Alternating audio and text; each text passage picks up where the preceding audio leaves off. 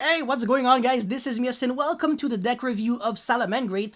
And by the way, one thing that I've kind of realized lately was that, like, at the very beginning, people were really interested in those deck reviews, but then as I started uploading them, they were getting, like, less and less views. So should I actually stop uploading them, like, as often? Maybe make them, like, 3 times weekly max? I don't know, it's up to you, but if I don't get too many views, it means that people aren't really interested that as much as I actually thought. But yeah, I mean, Salamangreat, really interesting deck, so let's actually try to find out how he managed to do that. But, of course, before we start, I would like you to know that every submission that I would actually look at would have to be on the Discord server. Link will be in the description box below. And yeah, I mean, let's get right into it. So 3 Parallel Exceed, of course, it's basically insane. If you draw like any normal summon, plus Parallel Exceed is already over 10,000 damage, and you pop multiple cards your opponent controls. You can even play Format Skipper, but I don't really recommend it. Then, main deck 2 Artifact Lancia. I always said how I'm actually not a big fan of Lancia anymore. It's not really Virtual World City as much as it used to be, and also, Dragon Link are much better than you think at playing around Lancia. This card's not broken. Yeah, it doesn't have a huge impact anymore. It used to be really good against Virtual World, like I said. It was like a 3 hand shop in one, because they couldn't use King Long, Chuchi, or Zhuanghu, but now less people are playing it, so what are you really trying to hit? Against Raichon, it obviously doesn't do anything, and against Eldritch, it's not ideal, because they can also banish during your turn, like Endphase, Conquistador, and Aquero, and Scarlet, and obviously Lancia can only be used during the opponent's turn, so yeah, not a big fan of Lancia. Alright, 2 Jaguar. I love Jaguar. I think it's the best Salamangreat monster in the entire game. Tied with Gazelle. Actually tied. They're legit tied, because Gazelle is the power card, but Jaguar is the card that gives you all that stamina and pretty much endless, infinite playability. As a matter of fact, I think Jaguar should have banished itself when it leaves the field. I don't know why Jaguar doesn't have that bummer condition, but Spinny does. It's so illogical. I think Spinny shouldn't actually be a 3 of, because it doesn't make Mirage Stallion anymore, and Jaguar is just much better. So, yeah. Anyways, Buffalo at 3. Interesting that he's not even opting to play a single debug. I think I would. Not because I think debug is great necessarily, but I think if you play 1 debug, you're playing 4, but without the flaws of playing 3 debugs. As hilarious as this may sound, it's like you have debug when you want to, but when you don't want to, I mean, whatever. Because Silent Mining can just fetch it, and then you have your 1 card OTK. So if you have just a bunch of utility cards with like 1 Silent Mining, you know what you have to go for. It's obviously debug, but 3 Buffalo, I don't really know. I know it's really good. I would still play 2, but I would actually do 2 Buffalo and 1 debug, and you're actually going to see this in my updated review anyways. But yeah, and also I kind of said why I didn't really like 3 Spinny that much, because I really truly believe that Jaguar is a bit better. And then yeah, 3 Foxy, I can definitely respect that. I mean, it's really good. It's really good either as your normal summon or just as an extender in the graveyard, and you don't really need like a Salamangreat card on the field even to summon this, and you can outskill Drain, Summon Limit. There can only be 1, all those annoying floodgates, so I am definitely for Foxy at 3. Alright, Ash, the moment someone will ever have to explain Ash in Salamangreat will be the moment there will be no hope for Yu-Gi-Oh! Because this card is broken. You can recycle back with Sunlight both, so yeah, by far the best hand trap in the game. No, sorry, in the deck, and one of the best in the game, unfortunately.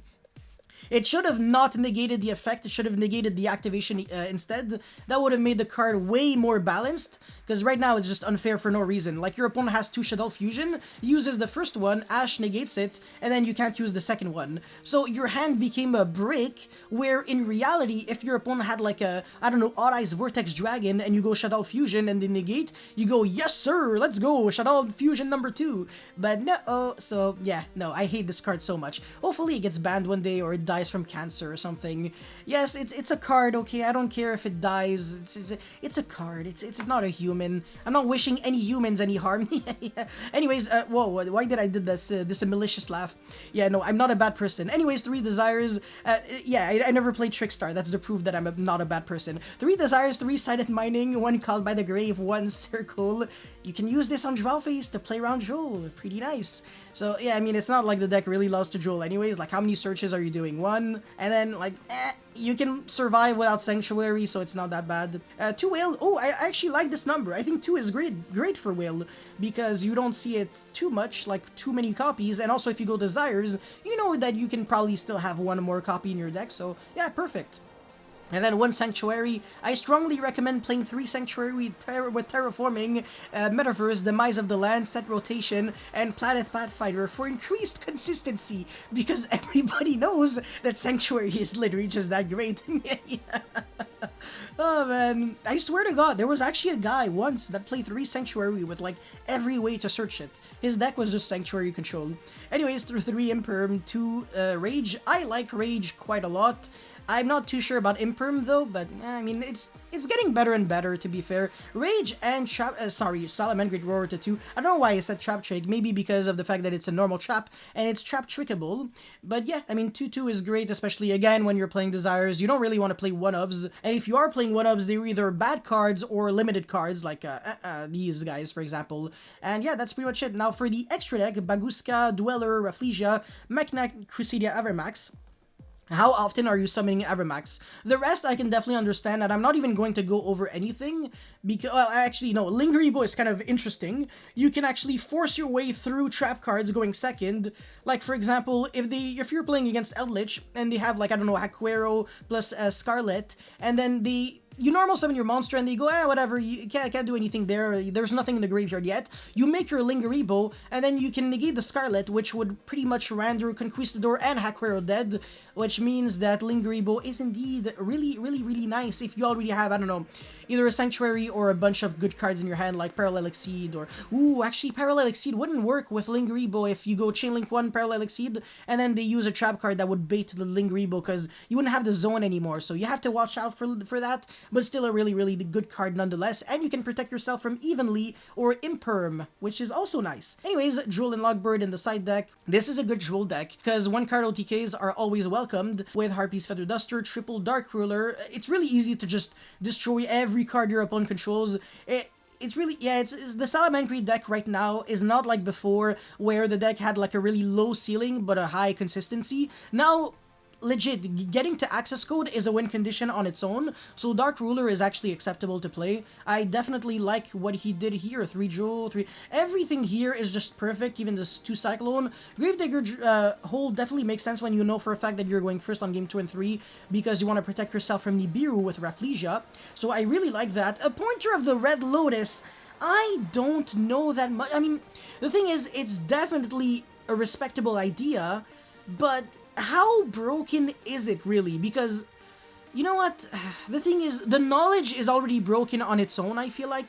And with Salamangreat, if you have any form of like playable hands to a certain degree, you can look at your opponent's hand, make sure that they don't overwhelm you, make them lose the one card that is scary to you, and then time your interruptions way better, because now you finally have knowledge. They can't do anything at all, they can't duster you, can't do whatever. Man, I don't know. Yeah, no, a pointer of the Red Lotus, you know what? Without even any arguments, any written arguments, I've been like inherently, naturally convinced that this is indeed a pretty respectable card, so I definitely do like it. Yeah, I feel like this should actually stay in the side. And then Anti-Spell and Imperial Order are just great cards to play anyways. So yeah, I mean, this is a really, really nice deck list, but I actually brought a few changes. Let's just try to see if I actually kind of managed to make the deck run a bit smoother. Alright, so this is my update, and there is actually one thing that I'm very back and forth on. So if, you know, if you don't really want to play this card, well, definitely make sure that, definitely feel free to not play it, and that is actually Falco. The only reason why I'm playing Falco really is because I want Gazelle to be better, and because it allows you to kind of adopt a playstyle that inherently kind of already plays through Nibiru, because in like 3 or 4 summons, you can set up like a proactive snowbally engine, get back your Gazelle, and never lose to Nibiru at all, and then by the time you get to next turn, you can eventually almost OTK under Nibiru, which is pretty crazy when you think about it. So this is definitely something that you can do, you don't have to. And if you don't want to play the Falco, well, honestly, you can start playing like Ghost Bells maybe in your deck. Maybe cut the Upstart, because Jewel and Logbird is definitely getting more popular.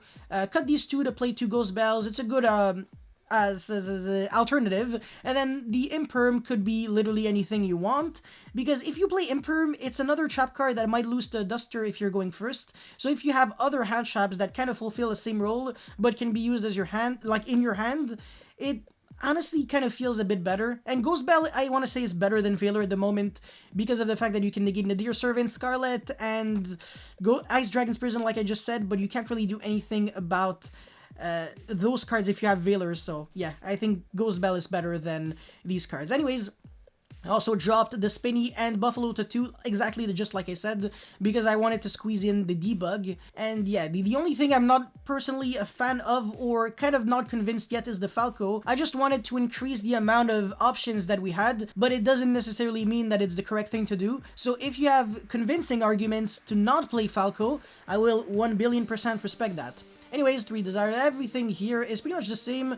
I guess I bumped up Strike to 3 because it's just a great card. That's kind of the only thing I have to say here for my defense. Or I guess you can kind of play the one Gravedigger's Hole in the main deck. So if you're going first on a game 1 and people might main deck Nibiru this format, well, that could be a thing. Or you could actually main deck the Imperial Order. And for the extra deck, sorry, I don't think I changed anything outside of replacing the Lingaribo by Phoenix, but that doesn't actually mean that you should do it either. Again, if you don't really like Phoenix and you think it never really came up for you, I think Heat Leo already doesn't really come up, because if you can get to a Link 3, you're already doing really well, and you can already probably get to access code anyways, so yeah, you don't really have to do any of that. I guess it's a fire, and it can easily be co-linked, so you always kind of get that free draw, but whatever. Anyways, for the idea section, this is the one card that I kind of want to explain, Multiple Destruction. If both players have 3 or more cards in their hand, you activate this, both players shuffle their entire hand, put them back on the bottom of their deck, and then draw 5 cards, and then you take 300 life points for every card that was shuffled, returned back into the deck by this effect. So if you actually go first and you have Multiple Destruction, you can seriously benefit off of this card because you know for a fact that you're always going to have Sanctuary access. So by returning it back to the bottom of your deck, you're pretty much replacing it for a free draw. And since it has to be 3 minimum, 3 minimum that you return back for each hand, you're always going to go +1 and your opponent is always going to go -1 because he starts with 6 cards, and then when you use Multiple Destruction, he has to put back everything on the bottom and draw 5 cards. So unless he has like a quick play spell to make sure that you lose 1 card, Multiple Destruction is always going to do more than refund itself. And I'm actually going to do a full review on Multiple Destruction, saying how good of a card this low-key is. But yeah. Anyways, Gravedigger's Hole, Paleozoic Dinomischus, Goes in Match, Rivalry, good Floodgates. I mean, Dinomischus isn't that great because the discard, unless you're really discarding like these guys or Falco. Ooh, discarding Falco after using like a Rage or a Roar is filthy. Or like Circle, oh my god. But yeah, it's not the most reliable. And Artifact Package could also play Trap Trick as well. Again, I'm just saying all the options. Prohibit Snake is a cute one if Winda is ever scary or Dragoon or something. You can search this with Lady Debug and then make Veilings attack, and then it's kind of like a Neospatian Grand Mole, I believe. I kind of forgot because I didn't really read the card, but I know that it bounces back cards without like targeting or something, so really, really nice. And then there's Farmit Skipper, Ningirisu, shoutouts to Milano. And then yeah, Hita and Lingaribo. So that's it, that's all. Beautiful deck list. Huge shoutouts to you for the beautiful Salamangreat deck profile or deck review, whatever. I mean, if you guys have your own suggestions or submissions for decks, definitely let me know in the Discord server. And yeah, before we end this video, make sure to like and subscribe because it motivates me a lot to keep making videos like these. And that's pretty much it. Thanks for watching. I will see you next time. Peace.